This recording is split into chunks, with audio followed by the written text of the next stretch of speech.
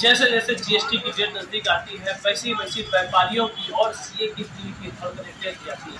तो आइए आज हम लोग जो है सीए से चल के पता करते हैं कि किस तरह से जीएसटी का काम किया जा रहा है।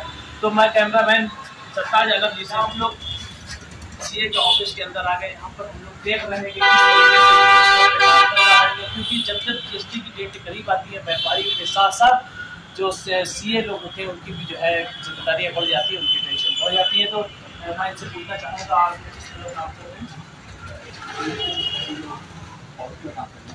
और पोजिशन बनाऊँ बैंक का इस बार और इस टाइम लगभग सारे कंप्यूटर कुछ ना कुछ काम हो रहा है। सभी व्यापारियों के अलग अलग काम होते हैं। जी। तो क्या लास्ट डेट जब आती है तो आप लोग की जिम्मेदारी क्या ज़्यादा बढ़ जाती है? जी बहुत ज़्यादा बढ़ जाती है और लास्ट डेट अच्छी बात बहुत ज़्यादा शॉर्ट भी है। पिछले साल 15 दिन भी थी, जो इस साल की 15 है, उसी हम लोग जिम्मेदारी ज़्यादा बढ़ रही है।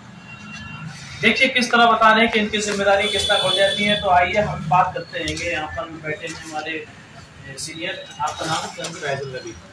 फैजुल नबी साहब। तो आपसे मैं ये जानना चाहूँगा इनकम टैक्स की जो ऑडिट लास्ट डेट है क्या वो बढ़नी चाहिए? बिल्कुल बढ़नी चाहिए, क्योंकि पिछली बार ये डेट 15 जनवरी तक गई थी।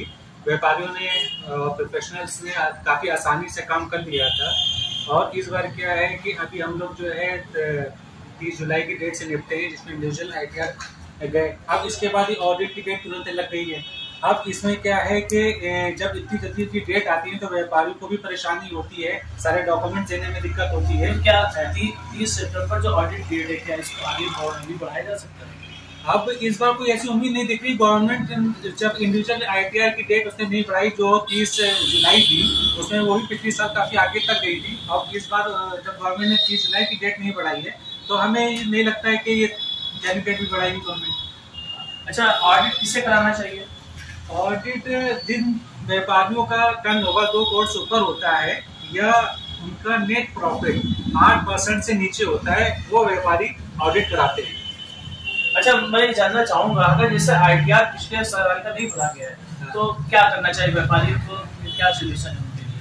अगर आपका आईटीआर छूट गया है, जैसे अभी इसी साल का आईटीआर 30 तारीख लास्ट डेट थी, और अगर आपने अभी आईटीआर अपना नहीं भरा है तो आप अभी भी अपना आईटीआर भर सकते हैं। उसके लिए कुछ प्रोविजंस है कि आपको कुछ पेनल्टी देनी पड़ेगी। इस साल का आईटीआर आपका जमा हो जाएगा। अगर पिछले साल का छूट गया है तो उसके लिए आप आईटीआर यू का इस्तेमाल कर सकते हैं। पिछले 3 साल तक के आईटीआर हम आईटीआर यू के थ्रू भेज सकते हैं। अच्छा, अगर इसी साल का आईटीआर ना भरा गया उसके लिए वही मैंने बताया कि अगर आपका आईटीआर छूट गया है तो आप उसको पेनल्टी के साथ भर सकते हैं। अगर आपका टर्नओवर, आपका नेट प्रॉफिट 2.5 लाख से नीचे है तो आपके ऊपर कोई पेनल्टी नहीं लगेगी। अगर 2.5 लाख से ऊपर होगा तो आपको 1000 पेनल्टी लगेगी। तो देखिए, अगर जैसे आप लोगों ने अभी तक आईटीआर नहीं भरा है तो 2.5 लाख रुपए तक की जो है पे छूट है। अगर 2.5 लाख तक के आपका आईटीआर है तो आपके ऊपर कोई भी जुर्माना नहीं लगेगा। अगर उससे ज्यादा है तो 1000 रुपए का जुर्माना लगेगा। इसके अलावा आप जीएसटी का भी काम देखते हैं, तो आप बताइए कि जीएसटी के क्या फायदे हैं और किसे कराना चाहिए? जीएसटी तो मैं जो भी कारोबार कर रहे हैं सबके लिए फायदेमंद है और सभी लोगों को कराना चाहिए। छोटे व्यापारी इससे बचते हैं। वो ये सोचते हैं कि वो जीएसटी ना करा के फायदे में, जबकि वो जीएसटी करा के ज्यादा फायदे में रहेंगे। होता क्या है कि जब वो जीएसटी करा लेते हैं तो उनको किसी भी स्टेट से और लोकल दोनों जगह से काम करने में आसानी होती है। अगर उन्होंने जीएसटी करा लिया है तो वो जिन जिन लोगों से परचेज कर रहे हैं वो सब उनको पोर्टल पे जाके देख सकते हैं।